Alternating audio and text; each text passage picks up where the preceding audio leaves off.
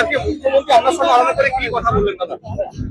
শুভেচ্ছা দিলেন, ভালো করে লড়াই করতে হবে, আগামী দিনের জন্য আরো তৈরি থাকবো। সিউড়ি বিধানসভায় আপনাকে কি যেতে বললেন বা প্রচারের জন্য যাওয়াতে বললেন? নিশ্চয়ই বলে আপনি যাবেন সিউড়ি বিধানসভায়? নিশ্চয়ই যাবো।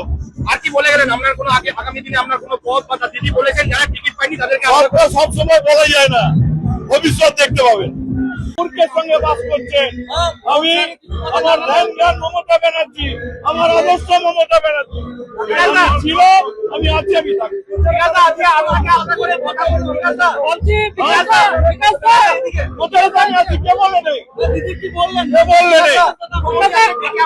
দিদি আশীর্বাদ করে গেলেন, লড়াই করতে হবে, আরো সেই মানসিকতা তৈরি করতে বললেন, আগামী দিনের জন্য শুভেচ্ছা রইল কথা বলে। দ্য সহজ পাঠ, সহজ কথা, সঠিক তথ্য।